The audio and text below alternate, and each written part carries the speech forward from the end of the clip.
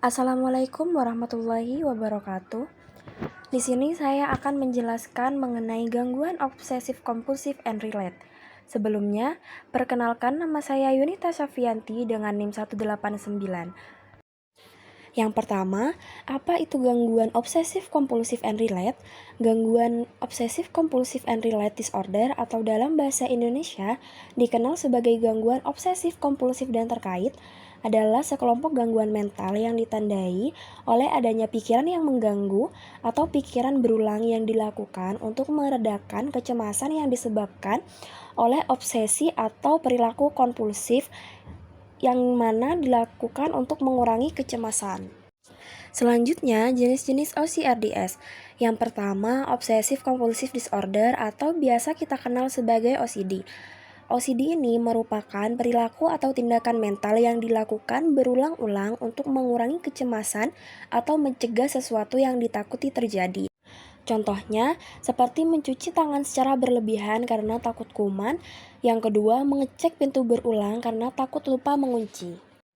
Yang kedua, Body Dysmorphic Disorder.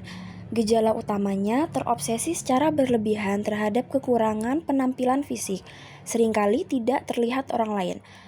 Contohnya, seseorang yang percaya hidungnya sangat jelek dan menghindari sosial meskipun orang lain tidak melihat ada yang aneh.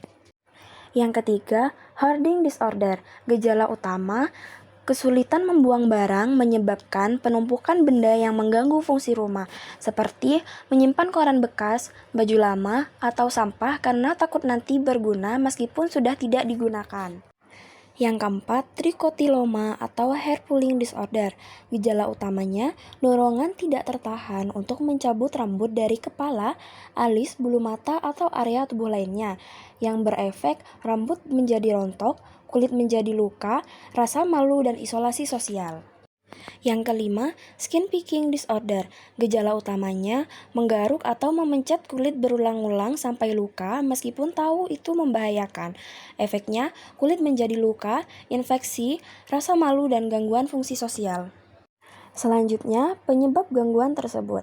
Yang pertama, faktor biologis seperti ketidakseimbangan kimia otak, terutama serotonin, dopamin, dan glutamate yang berperan dalam mengatur emosi, perilaku, dan impuls, serta gangguan pada struktur otak seperti di area korteks orbitofrontal dan ganglia basis yang terlibat dalam pemrosesan keputusan dan pengendalian perilaku, serta aktivitas otak yang tidak normal berdasarkan hasil pemindaian otak. Selanjutnya, faktor yang kedua merupakan faktor genetik. Yang ketiga, faktor psikologis seperti kepribadian perfeksionis, cemas, atau kaku, serta distorsi kognitif seperti berpikir bahwa memiliki pikiran buruk sama saja dengan melakukan hal buruk. Dan yang terakhir, sulit mengelola kecemasan atau stres internal. Faktor yang terakhir merupakan faktor lingkungan, di mana pengalaman traumatis atau penuh tekanan seperti kekerasan, kehilangan atau pengabaian, serta pola asuh terlalu ketat, keras dan protektif, dan tekanan sosial budaya terutama dalam gangguan seperti body dysmorphic disorder.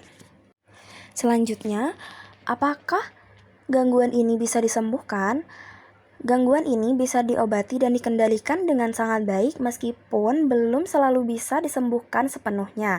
Kuncinya adalah kombinasi terapi psikologis, obat-obatan, dukungan sosial, serta gaya hidup sehat.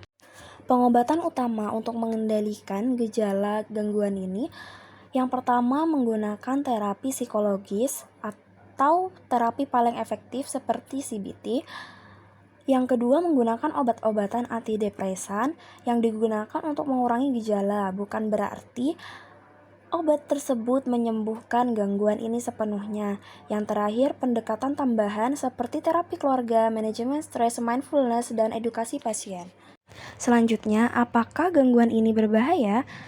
Ya, gangguan ini tentunya sangat berbahaya jika tidak ditangani dengan benar, meskipun tingkat bahayanya tergantung pada jenis dan tingkat keparahannya. Yang pertama, mengganggu fungsi kehidupan sehari-hari, karena di mana penderita ini bisa menyita waktu berjam-jam setiap hari. Penderita ini juga bisa kesulitan bekerja, belajar, bersosialisasi, dan terjebak dalam pikiran atau ritual yang berulang. Yang kedua, resiko gangguan kesehatan fisik. Seperti menggaruk kulit kepala, itu akan menyebabkan infeksi, luka, atau bekas permanen. Mencabut rambut akan berefek kebotakan, luka, dan infeksi. Serta jika mengalami hoarding disorder, kondisi rumah menjadi tidak sehat, dan resiko kebakaran, tersandung, atau isolasi sosial. Yang ketiga, resiko masalah psikologis lainnya. Penderita ini sering disertai dengan kecemasan berat, depresi, hingga pikiran untuk bunuh diri, merasa malu, bersalah, atau tersaing karena kebiasaan yang tidak bisa dikendalikan, rasa putus asa karena gejala terus berulang meskipun sudah mencoba mengontrolnya. Yang keempat, kualitas hidup menurun. Selanjutnya, dampak obsessive compulsive and related disorder. Yang pertama, dampak psikologis. Kecemasan dan stres kronis akibat pikiran atau dorongan yang terulang, seperti depresi, merasa putus asa, gagal mengendalikan gejala atau isolasi diri, rasa bersalah atau malu, terutama bila dianggap perilakunya aneh atau tidak dimengerti orang lain, serta adanya pikiran untuk bunuh diri, terutama pada kasus berat yang tidak ditangani. Yang kedua, dampak fisik, seperti kelelahan fisik akibat melakukan kegiatan berulang, seperti mencuci tangan secara terus-menerus.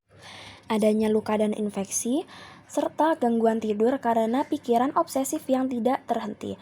Yang ketiga, dampak sosial, seperti isolasi sosial, menarik diri dari lingkungan karena malu atau tidak ingin orang lain melihat perilaku mereka. Masalah dalam hubungan seperti masalah dengan keluarga, pasangan, teman, karena ketegangan, kesalahpahaman, atau frustasi. Serta stigma masyarakat, sering salah paham bahwa penderita hanya lebay atau gila dengan kebersihan. Demikian penjelasan materi mengenai obsessive compulsive and related disorder. Kurang lebihnya mohon maaf. Wassalamualaikum warahmatullahi wabarakatuh.